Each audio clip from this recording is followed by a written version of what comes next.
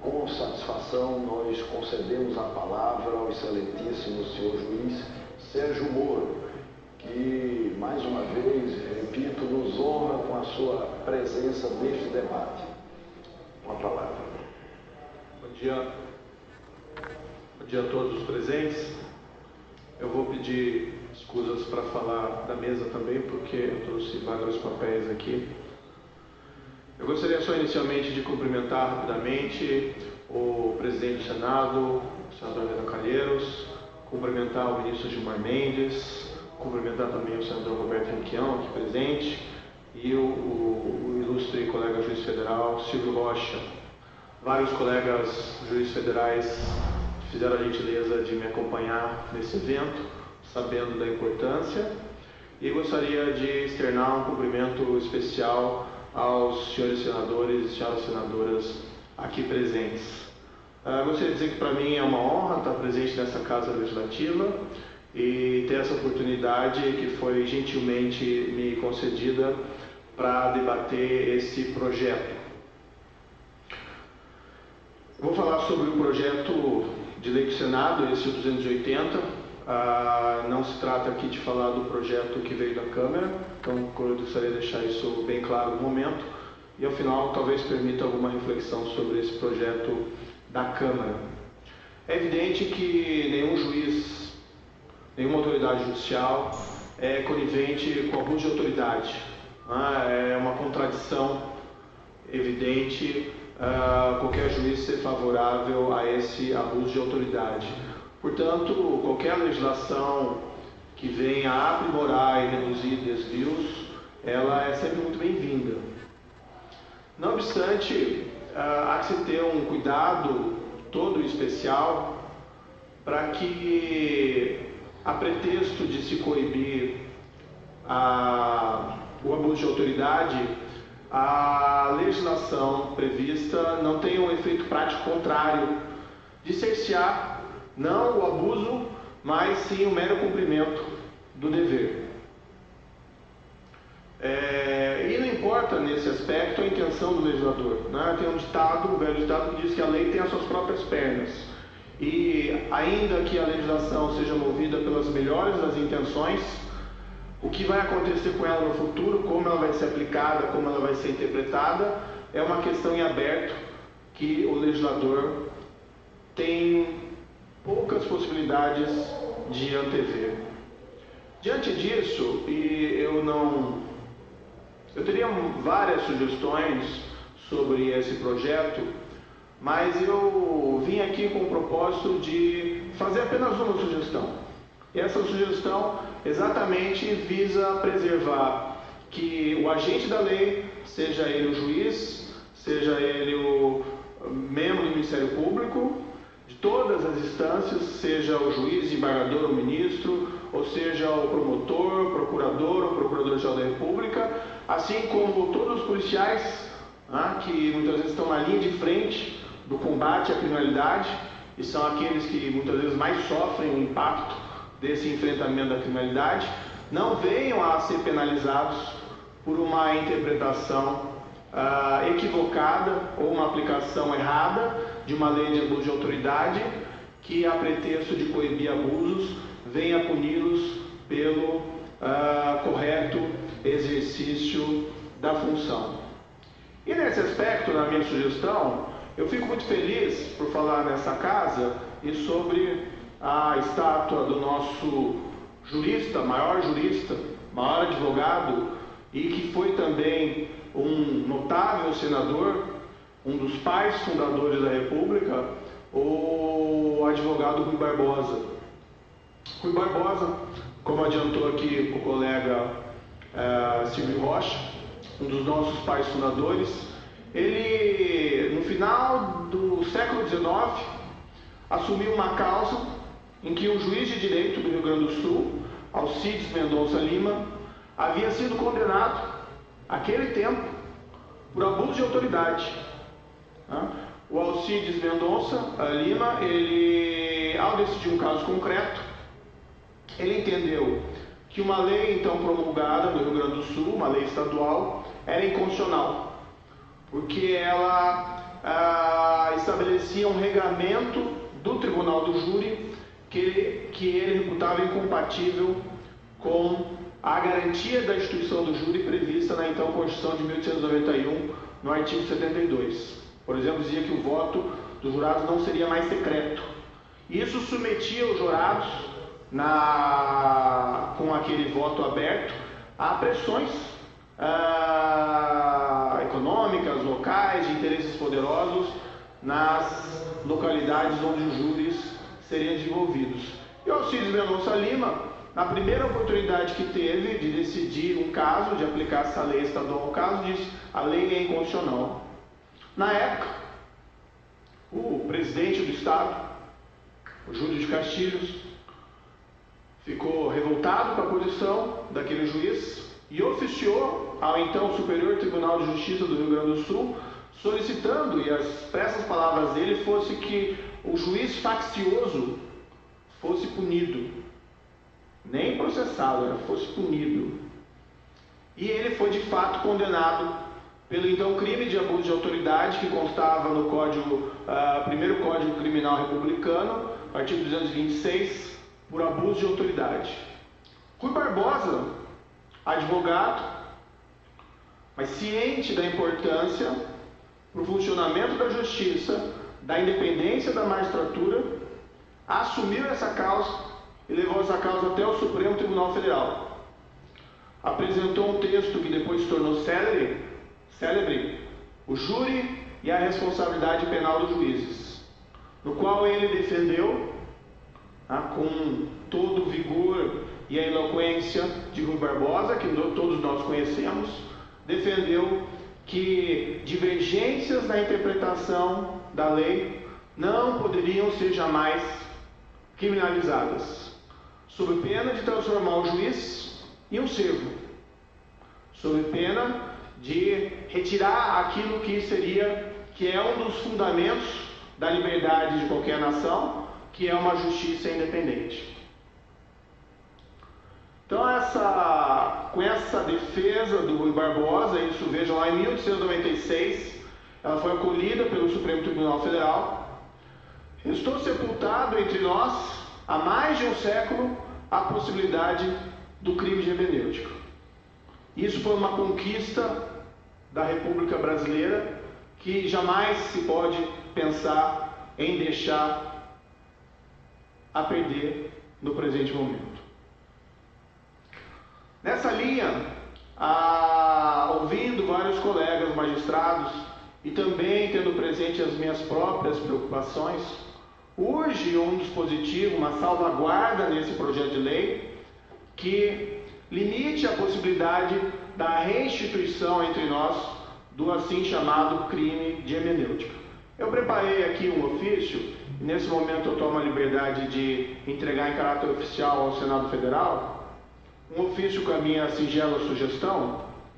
Eu peço escusas que não trouxe cópias para todos os presentes da mesa, mas gostaria de passar aqui para o ministro Gilmar Mendes e também para o senador Requião, em que eu veiculo essa sugestão, que seria a simples adição de uma norma de salvaguarda nesse projeto, com o seguinte texto bastante singelo: não configura crime previsto nessa lei a divergência na interpretação da lei penal, ou processual penal, ou na avaliação de fatos e provas.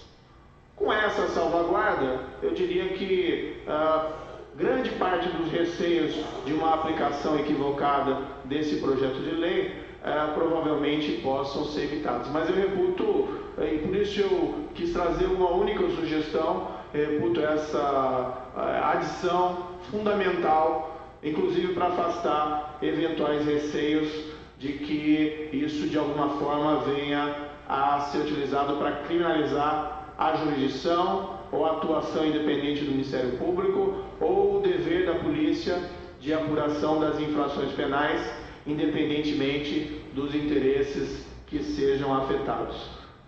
Claro que para alguns dispositivos da lei isso não é uma preocupação. Então, por exemplo, no texto da lei tem lá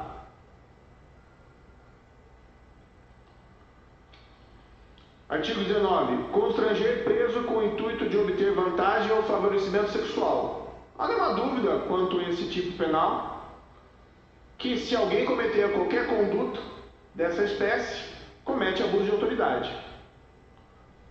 Mas existem outros tipos que não são assim tão óbvios e que podem sugerir essas dificuldades. Para colocar um exemplo que não diz respeito ainda à magistratura, mas um exemplo muito simples e que afeta inclusive aqueles que estão lá na linha de frente do combate à criminalidade. O artigo 15. Submeter o preso ao uso de algemas ou a de qualquer outro objeto que lhe restrinja ou impeça a locomoção, quando não houver resistência à prisão, ameaça de fuga ou risco à integridade física do próprio preso ou de terceiro. Ninguém discorda dessa norma. Ninguém discorda que as algemas devem ser utilizadas apenas em casos necessários. Mas a grande indagação é: a quem cabe fazer essa avaliação? Ao juiz, sentado na sua poltrona confortável no seu gabinete? Ou ao senador, que elabora um projeto de lei contendo uma norma dessa espécie? Ou ao policial que vai realizar aquela prisão e aquela locomoção e tem muitas vezes, sem qualquer espécie de informação mais concreta a respeito do comportamento do preso, decidir naquele momento se utiliza ou não utiliza algemas em relação àquele preso. E o que a lei faz é estabelecer que se ele comete um erro de avaliação, se ele eventualmente utiliza a algema, em um caso que se mostra desnecessário, fica sujeito a uma ação penal por crime de abuso de autoridade. Então é importante, se for manter uma norma dessa, que diz aí claramente que a algema só deve ser utilizada em casos necessários, mas que haja uma salvaguarda ao policial para que ele não seja penalizado se eventualmente ele cometeu um erro de interpretação ou de avaliação dos fatos, quanto à necessidade ou não da utilização dessas algemas. Do contrário, o policial eventualmente vai utilizar o caminho mais fácil para não ser responsabilizado, ou seja, não utilizar as algemas, e eventualmente o que pode acontecer se era um caso em que ela era realmente necessária. Da mesma forma, um dispositivo do artigo 30. Dar início ou proceder à persecução penal, civil ou administrativa sem justa causa fundamentada. Qualquer ação penal, seja ação penal privada ou seja uma denúncia, tem que ter justa causa, que é mais ou menos entendido como um substrato probatório, que não precisa ser cabal naquele momento, mas precisa ter um substrato probatório para formular uma acusação contra qualquer pessoa. Não há nenhuma disputa quanto a isso. Mas o que a lei estabelece? Quando, por exemplo, o Ministério Público oferece uma denúncia, isso vai ao juiz, que avalia se tem ou não a justa causa. Não havendo justa causa, o juiz tem a possibilidade de rejeitar. Esse é o sistema de salvaguarda que foi estabelecido pela nossa legislação. O que significa esse dispositivo? Se o juiz rejeitar a denúncia ou a queixa, isso significa que o promotor ou o procurador cometeu abuso de autoridade? Ou será que não houve apenas uma divergência de avaliação de fatos e provas? E nós vamos criminalizar, então, os erros de avaliação de fatos e provas cometidos pelos promotores ou procuradores? Isso não vai ter um impacto na liberdade e na autonomia do Ministério Público em oferecer essas denúncias e ações penais quando entender ele que existe esse substrato probatório? Sem que haja qualquer intencionalidade negativa, malévola, má intenção na atuação desse membro do Ministério Público? Então é importante ter uma norma de salvaguarda que estabeleça, olha, erros, divergências na avaliação de fatos e provas não representam abuso de autoridade. E aqui indo para a parte do judiciário, da prisão. Ordenar ou executar captura, detenção ou prisão fora das hipóteses legais ou sem o cumprimento e observância de suas formalidades. Redação do artigo 9. Pois bem, os fundamentos da decretação das prisões cautelares são objeto de inúmeras controvérsias no âmbito dos tribunais.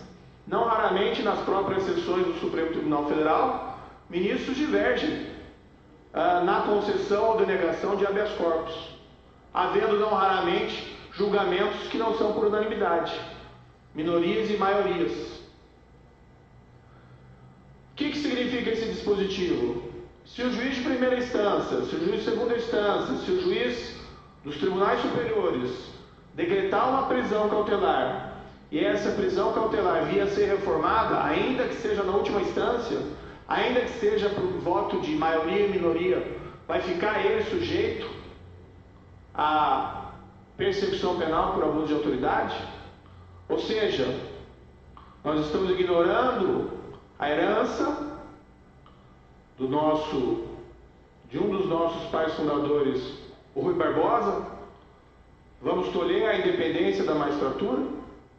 Então é importante que haja uma salvaguarda que deixe claro que divergências na interpretação da lei, divergências na avaliação de fatos e provas, não representam abuso de autoridade. Foi mencionado aqui pelo colega me antecedeu o caso da condução coercitiva. Alguns juízes utilizam o instrumento, outros entendem que ele não é cabível. Há uma divergência de interpretação. Ilustrativamente, não muito tempo atrás, esse ano, em abril de 2016, o Tribunal Regional Federal da 4ª Região, num processo, um número um tanto quanto longo, mas um processo que de 1510958, entendeu que a condução coercitiva era uma medida que encontrava abrigo legal, inclusive antes de, mesmo sem houver uma intimação prévia. Cometeram esses magistrados, 6 magistrados de seção do Tribunal de Apelação Federal de Porto Alegre, um tribunal renomado, conhecido, cometeram eles abuso de autoridade, ou se trata aqui de uma mera divergência de interpretação a respeito do significado da nossa lei? Então, e essa é a sugestão que eu apresento, eu reputo fundamental que, caso seja a decisão, e é a decisão soberana dessa Casa Legislativa, do Parlamento, caso haja essa realmente intenção de atualizar a lei de abuso de autoridade, que essa lei seja muito bem refletida. Há inúmeras sugestões, eu vi sugestões do Ministério Público, eu vi sugestões da Associação de Juízes, tive conhecimento inclusive de um substitutivo apresentado. Eu acho que isso tudo tem que ser objeto de uma ampla deliberação, para que não sejam tomadas aí decisões precipitadas a respeito de um tema tão delicado, que trata indiretamente da independência da magistratura, autonomia do Ministério Público e do dever do agente policial de cumprimento da lei. Mas em qualquer aspecto é essencial que uma norma de salvaguarda como essa aqui sugeri, invocando aqui com toda humildade o espírito, o trabalho e o exemplo do maior jurista brasileiro, pai fundador da República, também senador Rui Barbosa nos ensinou isso ainda no século XIX. Ou seja, não configura crime previsto nessa lei a divergência na interpretação da lei penal ou processual penal ou na avaliação de fatos e provas. Também tem alguma preocupação, e aqui faço ela com uma preocupação externa, essa preocupação com todo respeito, que talvez não seja o melhor momento para deliberação a respeito de uma nova lei de abuso de autoridade, considerando o contexto, que existe uma investigação importante, não só a chamada Operação Lava Jato, mas várias outras investigações importantes, e talvez, independentemente das intenções dos ilustres senadores e senadoras, uma nova lei de abuso de autoridade poderia ser interpretada no presente momento como tendo o efeito prático de tolher investigações e persecuções penais. Faço essa sugestão, presidente, com extrema humildade. Não me cabe aqui censurar o que deve o Senado ou não deve o Senado deliberar, mas eu acredito que talvez não seja o melhor momento, e o Senado Federal pode passar uma mensagem errada à sociedade brasileira. O que se assiste é a sociedade brasileira ansiosa diante de casos graves de corrupção que vêm sendo revelados não só nessa Operação Lava Jato, mas pelo trabalho de investigação de policiais, de membros do Ministério Público e com a atuação de magistrados espalhados em todo o país. O que a sociedade anseia no presente momento é um enfrentamento mais efetivo, claro que com o resguardo dos direitos fundamentais e do devido processo legal, mas desse tipo de criminalidade. E a aprovação de um projeto nesse presente momento poderia dar uma mensagem errada à sociedade. Essas são as considerações a fazer a respeito do projeto de lei do Senado. E aqui me permito, porque chegou ao Senado esse recente projeto da Câmara, que tem algumas disposições similares, uma breve reflexão, e caminho realmente ao final. Não quero também censurar a Câmara de maneira nenhuma, mas esse tipo de provisão, como foi colocado no chamado projeto das 10 medidas, que acabaram se tornando medidas em número muito menor, mas enfim, essa provisão do projeto da Câmara de crime de responsabilidade para juízes e promotores teria que ser objeto de um debate, uma reflexão maior por parte do Parlamento, seja da Câmara ou seja do Senado. Essas emendas, e aqui não quero ser ofensivo, mas de certa maneira retrata um pouco o que aconteceu, emendas da meia-noite que não permitem uma avaliação por parte da sociedade, que não permitem um debate mais aprofundado por parte do Parlamento, não são apropriadas tratando de temas assim tão sensíveis. E aqui fica até em comparação o elogio ao Senado. Esse projeto está sendo debatido com abertura, com transparência, e eu acho que isso tem que ser a postura dessa casa, principalmente envolvendo esses temas tão sensíveis. Então a minha sugestão é que esse projeto que foi aprovado na Câmara, responsabilidade de juízes e promotores, eu tenho severas críticas, eu acho que tem coisas ali que não tem nem cabimento falar em crime de responsabilidade, como juiz que acumula mais um cargo de magistério. Isso é algo que é proibido pela lei e merece sim censura. Mas crime o juiz acumular outro cargo de professor, ou o juiz externar opinião. Estamos então criminalizando a opinião. Eu concordo que o juiz não deve opinar sobre casos pendentes, ainda que perante outros foros, mas criar um crime, me parece que é um tanto quanto exagero. Além disso, também naquele projeto, alguns tipos abertos Juiz ou promotor que viola o decoro, que é algo que não sabemos exatamente o que significa, elegido a conduta criminosa.